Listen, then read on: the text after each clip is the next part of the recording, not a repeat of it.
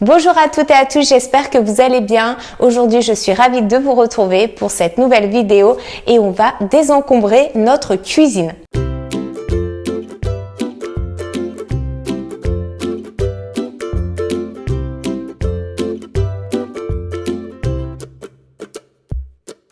Avec une cuisine simplifiée sans encombrement, vous allez gagner énormément de temps et aussi de l'espace. Et peut-être que ça va inciter certains d'entre vous à cuisiner si ce n'est pas encore le cas. Alors peut-être qu'il y a beaucoup d'objets à désencombrer, mais il y a quand même beaucoup moins d'objets que j'appelle émotionnels. Ce sont des objets qui ont une valeur sentimentale et dont on a du coup plus de mal à se séparer. La méthode que je préconise est celle des ensembles. Elle consiste à réunir des objets d'une même catégorie. Avec cette méthode, vous verrez mieux ce que vous possédez, ce que vous avez peut-être en doublon, voire plus, et ce que vous utilisez ou pas. Donc aujourd'hui, je vous propose de mettre tout de suite en pratique cette liste de 20 choses à désencombrer dans votre cuisine.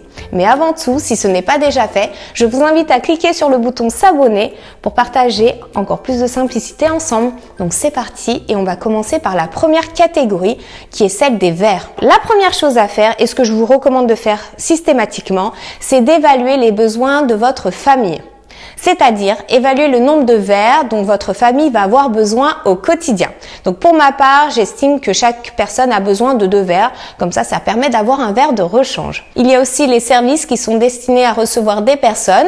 Ce que je vous préconise là encore, c'est d'estimer le nombre de verres par rapport aux invités que vous recevez régulièrement chez vous. Sinon, vous allez vous retrouver avec de grands ensembles de verres qui vont rester dans un placard et qui vont prendre énormément de place. Donc ne vivons pas juste pour des occasions, mais facilitons-nous surtout le quotidien. Donc j'ai des verres qui sont usés, j'ai des verres qui sont complètement dépareillés, il y a aussi les verres à moutarde qu'on garde pour les enfants, donc tout ça je m'en sépare. Et puis il y a aussi les verres qui ont été usés avec le lave-vaisselle. On passe à la deuxième catégorie qui est celle des assiettes. Et là encore, j'en cumule des assiettes et des services. Pour les assiettes, c'est la même chose. Je vous invite à estimer le nombre d'assiettes dont votre famille a besoin au quotidien. On se sépare bien sûr de tout ce qui est bréché, fêlé, peut-être taché, dépareillé, enfin voilà, vous avez compris, tout ça, hop, à la poubelle. Après, si vous avez des services en double, voire en triple, comme moi, vous pouvez en vendre certains ou en donner. Pour ma part, je vais me séparer du service blanc parce que je ne l'aime plus, je n'aime plus son style et je trouve que c'est important de garder des objets qui nous font plaisir. Le problème que j'ai avec le service noir, c'est que les grandes assiettes ne rentrent pas dans mon lave-vaisselle, ce qui m'oblige à laver mes assiettes à la main, donc je perds beaucoup de temps, et je ne peux pas les ranger dans mon tiroir à la verticale, et c'est le rangement que je préfère. Je trouve que c'est plus pratique et ça permet aussi de moins abîmer les assiettes. En plus de cela, elles sont finalement très fragiles, donc du coup, je suis obligée de les renouveler régulièrement, donc c'est aussi une perte d'argent. Donc je me sépare finalement de ce service et je vais garder celui qui est gris anthracite. C'est ce que je vous invite aussi à faire chez vous, à garder aussi des objets qui sont pratiques à utiliser au quotidien, qui vous permettent de vous simplifier la vie. On passe à la troisième catégorie qui est celle des couverts. Alors les couverts, pas besoin de garder plusieurs ensembles aussi, on en garde un seul. Je vais me séparer du noir qui est abîmé. C'est vrai que les couverts noirs sont très jolis, mais sont beaucoup plus fragiles et on conseille de ne pas les mettre au lave-vaisselle, mais moi ce n'est pas possible. Laver les couverts à la main serait une grosse perte de temps, donc je m'en sépare. Vaut mieux avoir une petite collection de couteaux bien utiles qu'une grande collection que vous n'utiliserez jamais. Et là encore, on va se séparer de tous les couteaux qui sont abîmés ou émoussés. Alors les spatules, je ne sais pas si c'est votre cas aussi, mais j'ai tendance à les cumuler. Donc là encore, on évite les doublons, voire plus dans mon cas. On garde juste les spatules dont on a besoin et qui nous servent au quotidien. Les tasses sont souvent l'objet de collection et sont du coup souvent dépareillées. Donc là encore, on garde juste un ensemble de tasses qui convient à notre besoin. Et aussi, on se sépare de tout ce qui est bréché, fissuré, taché et cassé. Pour tout ce qui concerne la cuisson, c'est-à-dire les poêles, les cocottes, les marmites, les faitout, pas besoin d'en cumuler plus que le nombre de feux que vous avez. Ça dépend aussi de votre façon de cuisiner, mais vraiment gardez le strict nécessaire. Et séparez-vous bien sûr de tout ce qui est abîmé, notamment les revêtements en téflon qui peuvent être dangereux pour votre santé. Pour les plats, là encore, gardez ce dont vous avez vraiment besoin et débarrassez-vous des extras. Après, j'ai une petite astuce, ce sont les plats qui servent aussi de contenant de conservation qui peuvent avoir un couvercle. Ça fait un double usage et du coup, c'est un vrai gain de place dans votre cuisine.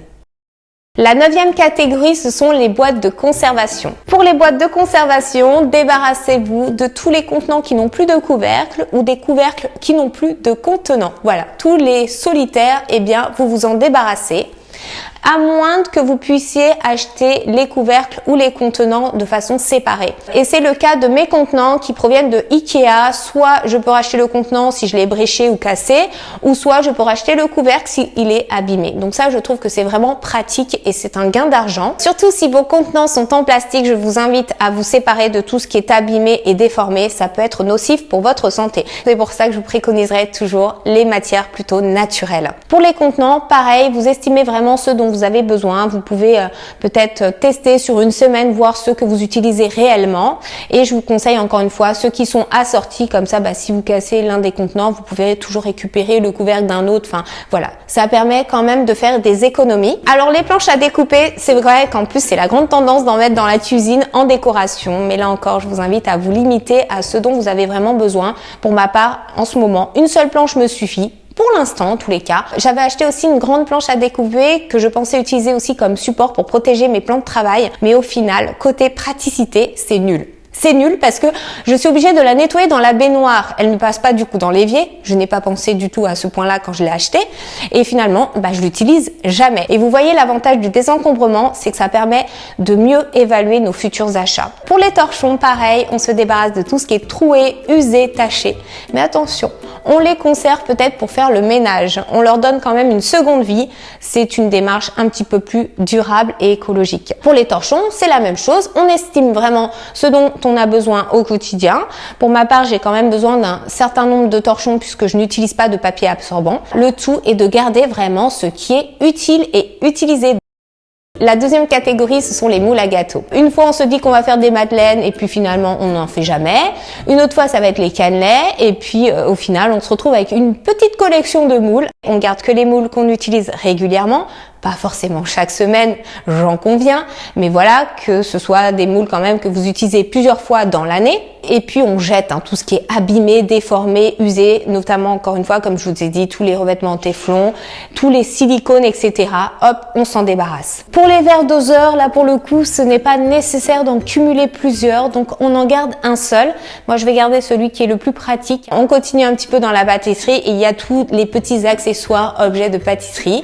Donc là encore, on garde que ce que l'on utilise régulièrement. Il y a par exemple les emporte-pièces. Pour ma part, je vais me séparer d'une grande partie puisque on peut tout aussi bien, par exemple, détourner un verre ou utiliser un couteau pour faire des formes. Alors, j'ai 2 rouleaux à pâtisserie, c'est complètement inutile, donc je garde celui qui est en bois, qui est beaucoup plus léger et qui peut aussi éviter des accidents. Un rouleau en marbre qui tombe sur du carrelage, c'est terminé. On peut repartir de zéro, il y a tout le carrelage à refaire. Donc pour moi, l'objet idéal à garder, c'est celui qui va nous faire plaisir, qui va être pratique et qu'on va utiliser régulièrement. Alors le terme gadget évoque désencombrement. Là encore, je vous invite à limiter ces petits objets du quotidien qui sont censés nous simplifier la vie. Vous avez par exemple l'objet qui va vous permettre d'enlever les noyaux, celui qui va vous permettre de faire de jolies petites boules dans votre melon. C'est le fait de les cumuler qui va faire qu'on ne va plus du tout les utiliser. Parce qu'au final, il faut les nettoyer. Ils prennent de la place et puis au quotidien on utilise d'autres alternatives. Je me sépare de mon presse-citron et puis j'ai 2 presse-ail, je vois pas pourquoi j'en aurais 2, donc là pareil j'en garde un seul. Donc essayez de limiter au maximum les gadgets. Je vous dis pas de vous séparer de tous vos gadgets, mais vraiment gardez ceux que vous utilisez régulièrement et ceux qui restent dans le tiroir depuis longtemps, hop, vous vous en séparez. Les robots en tout genre, là encore, on peut en cumuler. Entre le gaufrier, il y a la sorbetière, la machine à fondue, celle pour les raclettes. On se retrouve très vite encombré par une multitude de robots. Le problème, c'est qu'on les utilise qu'occasionnellement. Peut-être opter pour des robots multifonctions qui vont permettre de prendre moins de place et de faire beaucoup plus de choses et qui vous permettront aussi de faire des préparations peut-être plus occasionnelles mais que vous aimez faire. On m'a offert cette machine pour faire des pâtes. Mais au final, je vais m'en débarrasser parce que comme vous pouvez le voir, la machine est toujours dans son carton d'emballage, son carton d'origine. Donc l'idée était très bonne parce que j'adore cuisiner, mais c'est vrai qu'on manque de temps et faire des pâtes régulièrement, je sais que on va pas tenir. Donc ne culpabilisez pas à vous séparer d'un objet qu'on vous a offert. Hein. Quand on vous offre un cadeau, c'est pour vous faire plaisir et non vous encombrer. J'ai une gourde que je garde parce que je peux la mettre facilement dans mon sac. J'en ai une autre qui me sert pour faire mon sport, mais pas besoin non plus d'en cumuler de trop. Et puis il faut aussi estimer encore une fois les besoins de votre famille. Hein. Plus on est nombreux, bien sûr, plus il sera peut-être nécessaire d'avoir plusieurs gourdes. Les sacs à provisions, tout de suite je vous invite à vous débarrasser de tous ceux qui sont en plastique, c'est pas joli, ça prend de la place pour rien. Plutôt vous orienter vers du réutilisable, tous les petits sacs en tissu qui sont en plus sympas, vous pouvez les nettoyer, mais là encore on se limite hein, parce que c'est vrai qu'on peut en cumuler, on nous en offre souvent des petits tote bags comme ça. L'avant-dernière catégorie est celle des livres de recettes. Là, il y a peut-être de l'émotionnel qui va se jouer parce que je sais que les livres c'est toujours un petit peu compliqué. J'adore les livres de cuisine. Mais là encore, il faut se mettre à l'évidence que certains livres de cuisine ne comportent que 2, 3, voire 4 recettes qu'on aime bien faire ou reproduire. Donc pas besoin de garder tout le livre qui prendrait de la place. Vous pouvez prendre la page en photo et puis vous séparer du livre. Et du coup, je vous invite plutôt à vous orienter vers des livres plus généralistes ou des livres dont il y a des recettes que vous faites régulièrement. Mais pas juste 1 ou 2 recettes, vraiment plusieurs recettes. Et il y a aussi la solution d'avoir son petit livre de recettes personnalisé, le petit livre de recettes de famille hein, qui est très bien. Vous pouvez noter des petites recettes qui vous ont plu, comme ça évite d'avoir trop de livres, et puis aussi vos petites recettes secrètes de famille. La dernière catégorie est celle des saisonniers. Il y a notamment les articles de Noël qui prennent beaucoup de place. Je vous dis pas de vous séparer de tous ces objets, je vous dis d'en garder un petit peu ceux qui vous font vraiment plaisir et qui sont vraiment utiles. Pour ma part, je ne vais garder que 2 objets. Peut-être que je viendrai encore à désencombrer par la suite. C'est cette petite bonbonnière en verre que je trouve très jolie et que j'aime bien ressortir à chaque Noël. Et puis ces couverts dorés que j'aime bien sortir pour les fêtes. Donc voilà pour cette liste des 20 objets à désencombrer dans votre cuisine. J'espère que ça vous aura aidé, que vous avez pu opérer un bon désencombrement. Peut-être que vous avez d'autres idées d'articles à désencombrer. Donc n'hésitez pas à me les partager en commentaire. Comme ça, on va aller encore plus loin dans le désencombrement. Comme je vous ai dit, il y a bien sûr cette question de désencombrer, mais on n'est pas là pour créer du déchet.